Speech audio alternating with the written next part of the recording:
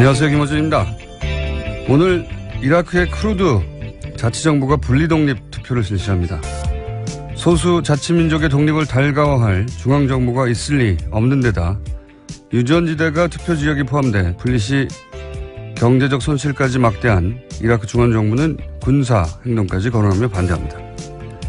자국 내 쿠르드족의 동조를 두려워하는 터키, 이란, 시리아 주변국들 또한 반대하고 있고, 이 지역과 이해관계가 있는 거의 모든 국제사회가 쿠르드 독립을 반대합니다.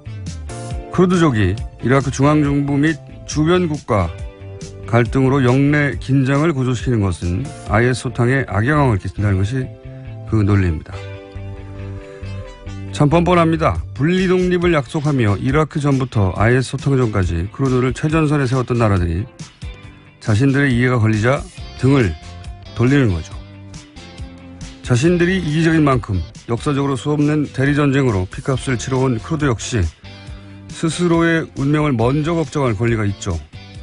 그래서 저는 개인적으로 IS 소탕과 영내 안정이 우선이라는 미국을 비롯한 모든 반대 국가들에게 그렇게 이럴까봐 두려워하는 안정을 정작 우리는 우리 지역에서 단 한 번도 누린 적이 없다고 일관하는 쿠르드 자치정부의 편에 설 수밖에 없습니다. 그것이 일본과의 샌프란시스코 강화 조약의 최대 피해자면서도 당사자국으로 참여하지 못했던 식민의 역사를 가진 국가에서 살아가는 세계 시민으로 마땅한 태도다.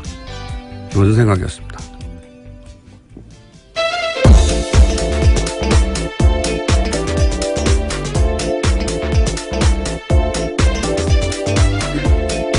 시사인의 김은지입니다. 이 쿠르드 분리독립. 네. 저는 개인적으로 관심이 많은 사건인데, 샌프란시스코 강화조약의 우리가 최대 피해자인데, 일본에. 우리를 제외한 것은 당시 우리 입장에서 보면 미국의 배신이에요. 예. 왜냐하면 처음에는 우리를 넣어준다고 했다가 강화조약 당사자로. 일본이 반대해서, 그러니까 미국은 피해자인 우리 요구가 아니라 가해자인 일본 요청을 그때 들어줬거든요. 예. 그때 독도 영유권도 미국이 인정을 하게 되고, 우리 입장에서는 배신이죠. 예. 그게 60여 년 전에 있었던 일인데, 예. 이 쿠르드 자치정부도 미국 배신을 여러 번 겪었어요. 예. 이 얘기는 나중에 할 기회가 있을 것 같긴 한데, 가장 최근만 해도 이제 사담 후세인하고 미국이 대결을 했죠. 여러 차례. 예. 근데 유화 정책도 몇 번 있었어요. 그때마다 쿠르드 이용하고 또 배신하고 했는데, IS 소탕전에서도 이제 쿠르드를 독립을 미끼로 끌어들였죠. 최전선에. 예. 근데 이제 와서 이 독립투표를 미국이 가장 앞장서서 반대하고 있다. 미국의 쿠르드 정부 입장에 보자면, 자치정부, 미국의 배신이다. 뭐 이런 거죠. 그런 차에서 한번 다뤄봤고요. 자, 첫 번째 뉴스는 뭡니까? 네, 북한과 미국 간의 말폭탄 대결과 기싸움이 도를 넘어서고 있습니다. 시작은 트럼프 대통령이었는데요. 지난 19일 유엔 총회 연설에서 북한을 완전히 파괴하겠다, 김정은은 로켓맨이다 등의 이야기로 북한을 자극했습니다.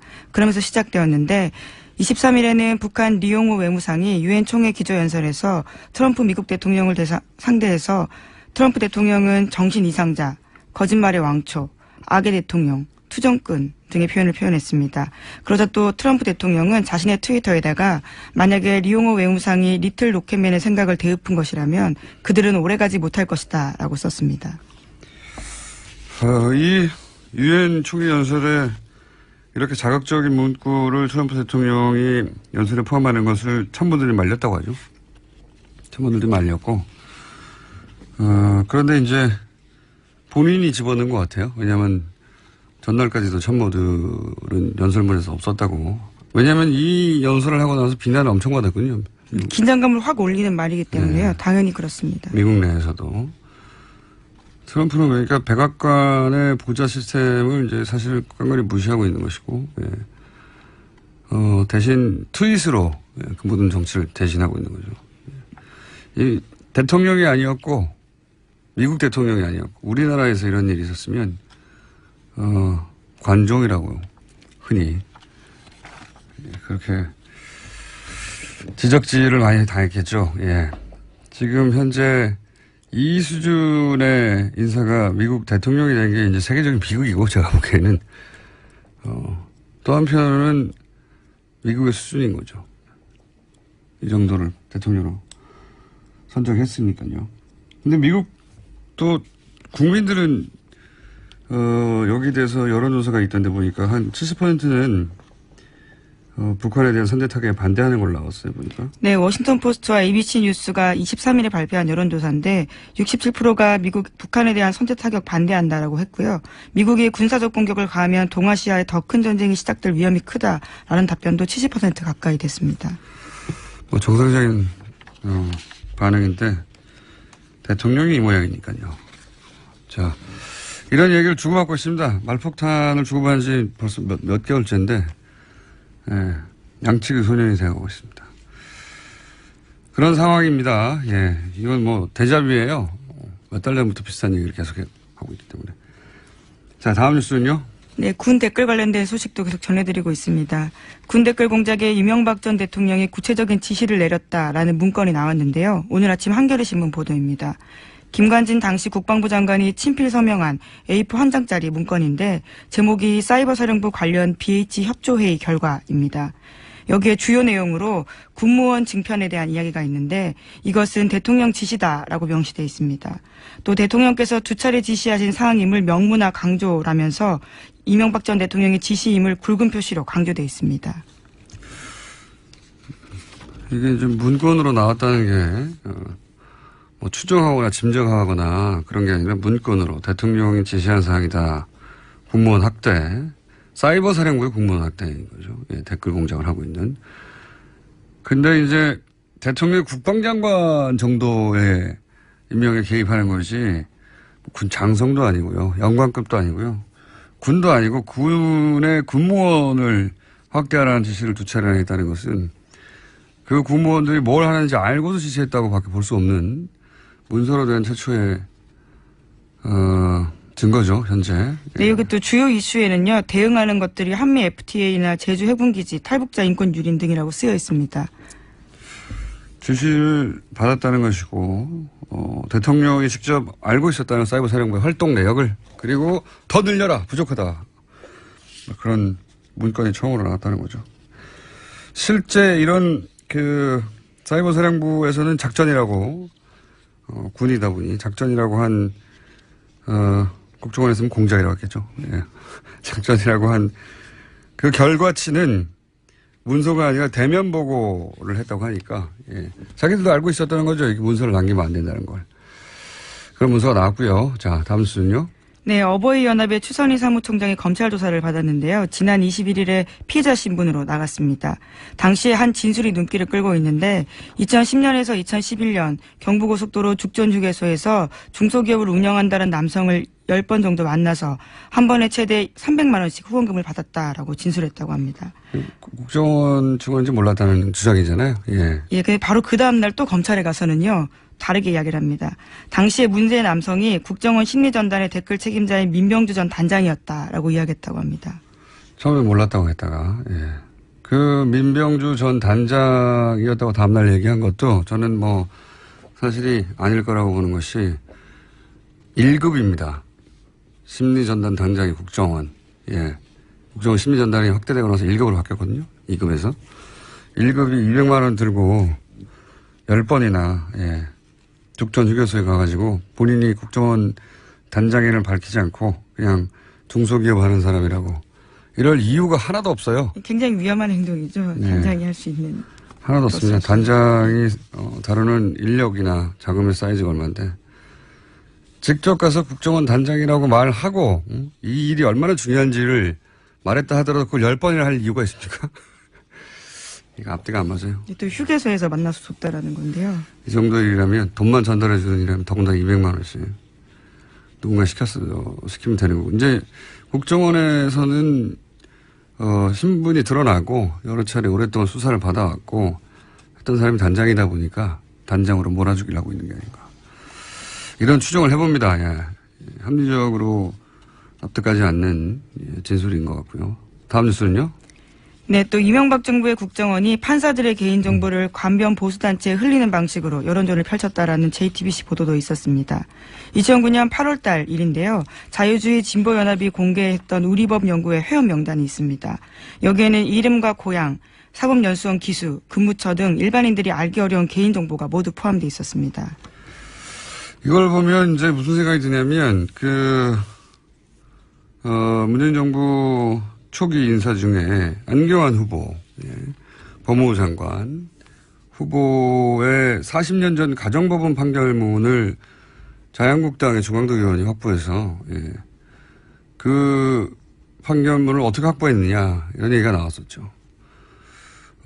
그리고 이제 김명수 대법원장 청문회 때도 법원 내에서 법원 행정처 정도만 알 수 있을 내부 정보를 어떻게 청문회 자유한국당 질의에서 나왔느냐. 예. 맥이 닿는 얘기인 것 같아요. 근데 법원 내에서 나왔겠거니라고만 생각했는데 이런 과거사를 보면 국정원도 그런 정보를 알고 있었을 수 있다. 예. 그런 의혹이 생길 만한, 예, 뉴스입니다. 그리고 그 대상은 그걸 시민단체라고 기사에서는 했지만 이건 관변단체죠. 태극기 집회 배경이 되는, 예, 그런 관변단체. 사실상 국정원이 돈을 주고 만든 단체가 아니냐라는 의혹을 사고 있습니다. 네, 그런 단체. 국정원에 직접 표면적으로 드러날 수 없으니, 예. 그리고 이런 단체들이 결국 나중에 태극기 집회를 하게 됩니다. 네, 왜냐하면 당시에 단체 명의로 낸 논평 문구도요, 국정원 직원이 전달해줬다라고 하거든요. 자신들이 스스로 한 일은 거의 없다라고 볼 수 있습니다. 자, 그런 의구심이 생길 만한 기사입니다. 네. 예, 최근에 등장하는 법원 내 정보들이 법원의 개인적인 판사, 개개인이 제보를 한 게 아니라 이런 연장선상에서, 예, 정보기관이 흘린 게 아닌가. 그렇게 따지면 굉장히 이상한 일인 거죠. 대통령의 기관인데 국정원이라는 것이. 예.